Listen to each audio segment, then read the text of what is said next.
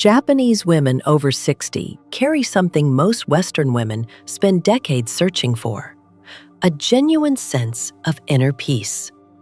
Not because their lives are easier, not because they have solved every problem, but because there are 5 specific mental habits they simply do not keep. Habits that most Western women carry every day without realizing the weight of them. Today, I am walking you through all 5. What each habit is, why Japanese culture instinctively lets it go, and the simple removal that makes the difference. Stay until the end. Habit 5 is the one that surprised me most. Subscribe.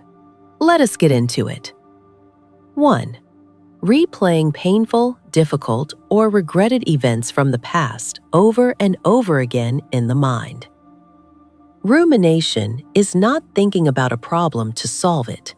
It is replaying it after it is already over, going back to a difficult conversation, a regret, a loss, a moment that went wrong, and running it through the mind again and again and again. Not because it helps, but because the mind cannot seem to stop pressing the replay button.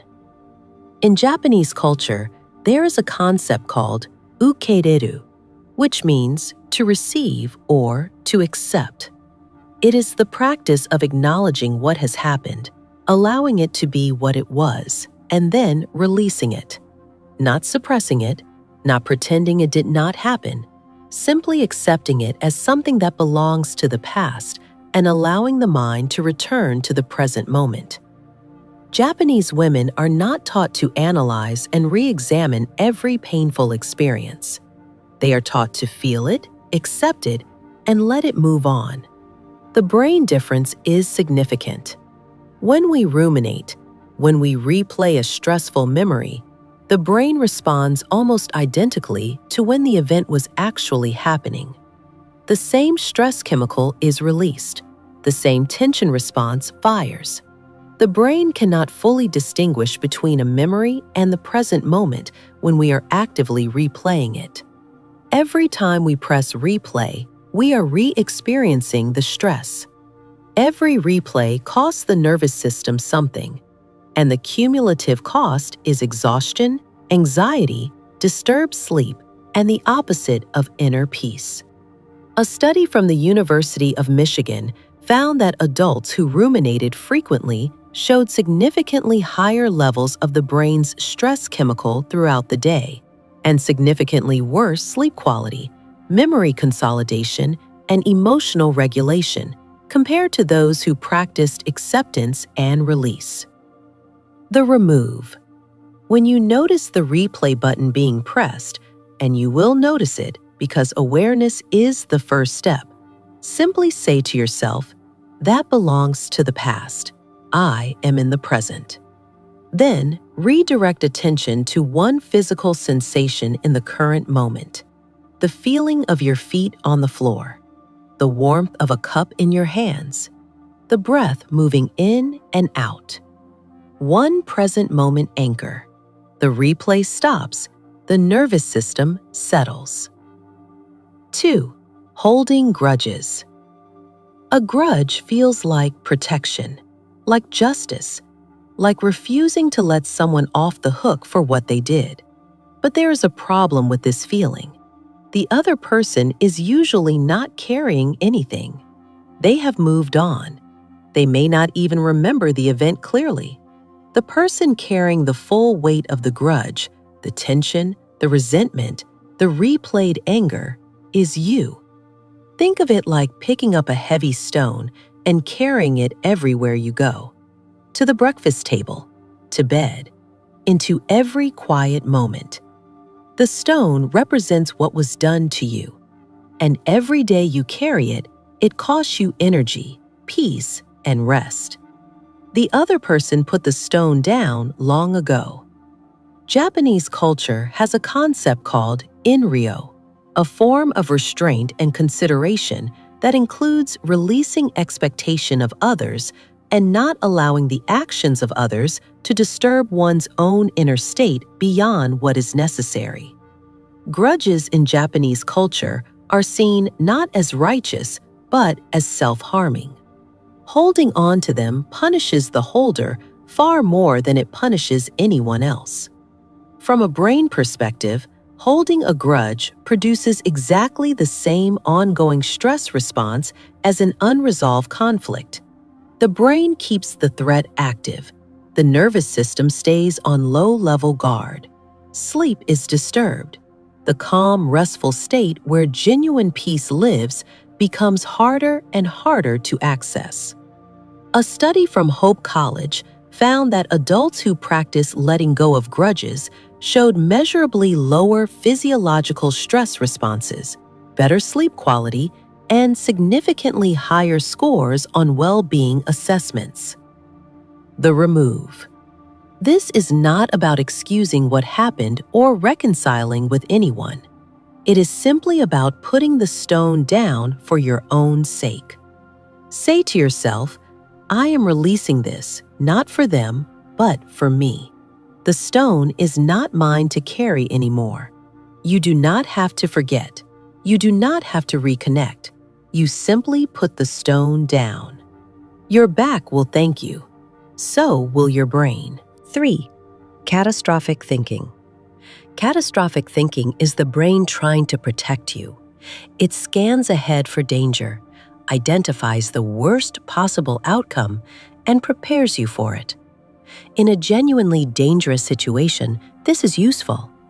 The problem is that after years of practice, the brain begins doing it automatically for situations that are uncertain but not genuinely dangerous. A medical appointment, a difficult conversation, a financial worry. The brain treats them all as emergencies. Think of it like a fire alarm that has become so sensitive it goes off when someone makes toast. The alarm was designed to protect the building, but when it sounds for no real fire, everything stops, everyone is disturbed, and the building, in this case your nervous system, gets no rest. Constant false alarms are exhausting. In Japanese culture, there is a concept called Shoganai. It cannot be helped, or it is what it is. It is not resignation or giving up. It is the wisdom to distinguish between what can be changed and what cannot, and to release the anxiety about what cannot be changed. Japanese women do not spend energy preparing in detail for disasters that have not happened and may never happen. They redirect that energy to what is real and present. A study from Pennsylvania State University found that 85% of the things people catastrophized about either never happened at all or had outcomes that were manageable when they did occur. The brain was spending enormous energy preparing for scenarios that almost never materialized. The remove. When catastrophic thinking begins, ask one simple question. Is this actually happening right now? If the answer is no, and it almost always is no, bring attention back to what is actually true in the present moment. What is real? What is here? What is manageable today? 4. Comparing themselves to others. Comparison is one of the most natural things the human mind does. We are social creatures. We notice others. We measure. The problem comes when comparison becomes a habit, a default lens through which every experience is viewed. Did I do as well as her? Do I look as good? Have I achieved as much? Is my life as full? The answer is almost always complicated. And the complicated answer almost always produces dissatisfaction. Japanese culture has a concept called Kodawari, a devoted and almost obsessive focus on one's own craft, one's own path, one's own personal standard of excellence. A Japanese craftsperson with Kodawari is not interested in whether their work is better than someone else's. They are interested in whether it is as good as it can be for them. The road they are walking is their own road. Someone else walking a different road is irrelevant to how well they walk theirs. Think of it like two people walking two completely different roads to two completely different destinations. Stopping to compare how far along the other person is on their road tells you nothing useful about your own journey. You are not going to the same place. The comparison is meaningless, and the time spent looking across at their road is time spent not walking your own. A study from Stanford University found that the frequency of social comparison was one of the strongest predictors of dissatisfaction, anxiety, and low well-being in adults over 60, more predictive than actual life circumstances. People with objectively good lives who compared frequently were less happy than people with objectively harder lives who compared rarely. The remove. When you notice comparison beginning, redirect with one question. What is my own next step on my own road? Not theirs, mine. The only road that matters for your peace is the one under your feet. 5. The compulsive need to fill every silence. Most Western women are deeply uncomfortable with silence. A quiet room feels empty. A quiet moment feels like something is wrong. The instinct is to fill it. Turn on the television, pick up the phone, find something to do, start a conversation. Silence has become something to escape from rather than something to rest in. In Japanese culture, there is a concept called ma, which we touched on in our bedroom video. Ma means negative space, the intentional empty space between things. In Japanese music, ma is the silence between the notes, considered as important as the notes themselves. In Japanese conversation, a pause before answering is a sign of respect and thoughtfulness, not awkwardness. In Japanese design, an empty wall is not a wall waiting to be filled. It is a wall that is complete. For the brain, silence is not emptiness.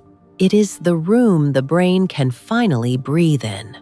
When every quiet moment is filled with stimulation, sound, screen, activity, the brain never gets the chance to shift into the restful, integrative state where genuine peace lives. It stays in processing mode, always receiving, never settling, never arriving at the still point where inner peace actually exists.